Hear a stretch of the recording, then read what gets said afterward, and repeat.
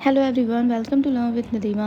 आज हम English literature की एक बहुत इम्पॉर्टेंट लिटरेरी डिवाइस एनालॉजी के बारे में डिटेल में बात करेंगे।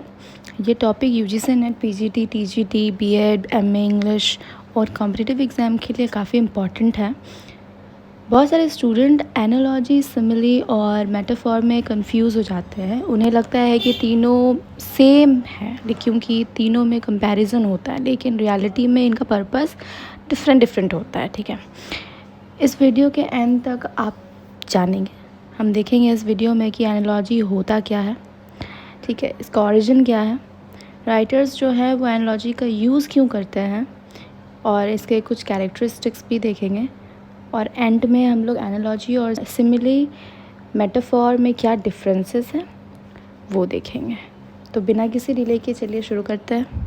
सबसे पहले हम शुरू करते हैं व्हाट इज़ एनालॉजी। ठीक, N analogy is a comparison between two unlike things made for the purpose of explanation और क्लैरिफिकेशन। ठीक है, सबसे पहले समझते हैं कि एनालॉजी होता क्या है। सिंपल लैंग्वेज में अगर कहें तो एनालॉजी दो अलग अलग चीज़ों के बीच कंपैरिजन करके किसी डिफ़िकल्ट या एब्स्ट्रैक्ट आइडिया को ईज़िली एक्सप्लेन करने का एक लिटरेरी डिवाइस है। यानी जब राइटर किसी कॉम्प्लेक्स कॉन्सेप्ट को समझाने के लिए किसी फैमिलियर चीज़ का एग्जाम्पल देते हैं, उसे एनालॉजी कहते हैं। ये जो डेफिनेशन हमने पढ़ा है, इसका मेन इम्पॉर्टेंट फ्रेज़ है पर्पस ऑफ एक्सप्लेनेशन। ठीक है, analogy means purpose of explanation, यानी एनालॉजी का मेन गोल लैंग्वेज को ब्यूटीफुल बनाना नहीं, बल्कि रीडर को किसी आइडिया को क्लियरली समझाना होता है। अब नेक्स्ट हम ओरिजिन ऑफ एनालॉजी को पढ़ेंगे।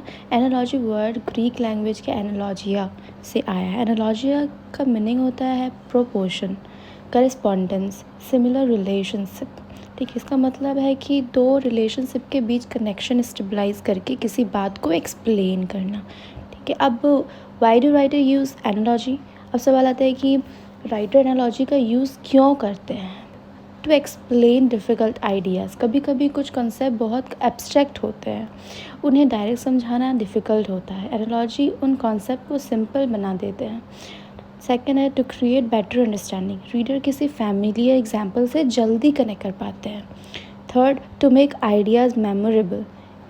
एग्जाम्पल के थ्रू समझाई हुई बात ज़्यादा देर तक याद रहती है। To strengthen arguments. स्पीचेस और एसेस में एनालॉजी आर्ग्यूमेंट को पावरफुल बना देती है।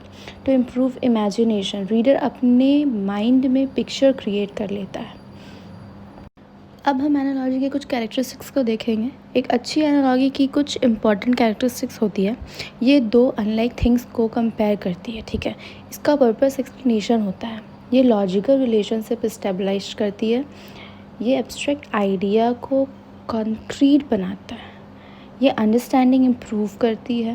ये सिंपल या एक्सटेंडेड दोनों फॉर्म में हो सकती है। ठीक है, ये एक्सटेंडेड भी हो सकती है और सिंपल भी हो सकती है। इसके अंदर सिमिली या मेटाफॉर भी इंक्लूड हो सकते हैं। जैसे हम एक एग्जांपल लेते हैं, learning English is like learning to ride a bicycle. मतलब पहले डिफ़िकल्ट लगता है, प्रैक्टिस के बाद इजी हो जाता है। ये कंपैरिजन लर्निंग प्रोसेस को एक्सप्लेन कर रहा है, इसलिए ये एनालॉजी है। सेकेंड वन देखते हैं, a teacher is like a gardener. मतलब जैसे गार्डनर प्लांट की केयर करता है, वैसे ही टीचर स्टूडेंट की नॉलेज और पर्सनालिटी डेवलप करता है। ये भी एनालॉजी है, टीचर के रोल को एक्सप्लेन करती है। अब हम नेक्स्ट टाइप ऑफ एनालॉजीज देखेंगे। 4 टाइप्स देखेंगे। Literal analogy. ठीक है, जब कंपैरिजन रियल रिलेशनशिप पर बेस्ड हो तो लिटरल एनालॉजी कहते हैं। जैसे बर्ड हैज़ विंग्स, ठीक है, एरोप्लेन हैज़ विंग्स। और सेकेंड है फिग्यूरेटिव एनालॉजी, मतलब क्रिएटिव कंपैरिजन। जैसे life is like a river, ये इमेजिनेशन यूज़ करती है। थर्ड, एक्सटेंडेड एनालॉजी, जब कंपैरिजन एक सेंटेंस तक लिमिटेड ना हो, कई पैराग्राफ तक कंटिन्यू हो, इसे एक्सटेंडेड एनालॉजी कहता है। फंक्शन एनालॉजी, जब फंक्शन कंपेयर किया जाता है।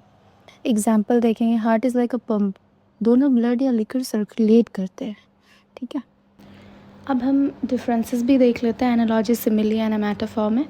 जैसे स्टूडेंट सबसे ज़्यादा इसी टॉपिक में कंफ्यूज होते हैं। ठीक है, सिमिली क्या है, यूज़ लाइक और एस, मतलब सिमिले में लाइक और एज का यूज़ करते हैं, जैसे she is as brave as a lion, सिर्फ कंपैरिजन होता है इसमें, ठीक है। और मेटाफॉर में क्या होता है, डायरेक्ट कंपैरिजन होता है, जैसे she is a lion, directly lion बोला गया है उसको, ठीक है। फिर एनालॉजी में क्या होता है, एक्सप्लेनेशन के लिए कंपैरिजन किया जाता है, जैसे a relationship is like a garden, if you don't water it regularly it will eventually die. मतलब यहाँ रिलेशनशिप को गार्डन के थ्रू एक्सप्लेन किया गया है, इसलिए एनालॉजी है। अब हम देखेंगे importance of analogy. Analogy literature में बहुत इंपॉर्टेंट रोल प्ले करती है, ठीक है। इट सिंप्लीफाइज डिफ़िकल्ट कंसेप्ट, ये डिफ़िकल्ट कॉन्सेप्ट को सिंपल बनाता है। It improve comprehensions, it make writing more engaging, it strengthen logical argument, it help reader visualize idea, it increase the emotional impact of writing, it makes literature more memorable। ठीक है, ये हम सारे importance को भी देख लिए हैं। तो आज के वीडियो में बस इतना ही। नेक्स्ट वीडियो में मिलने के लिए सब्सक्राइब एंड शेयर ज़रूर करना। Bye bye.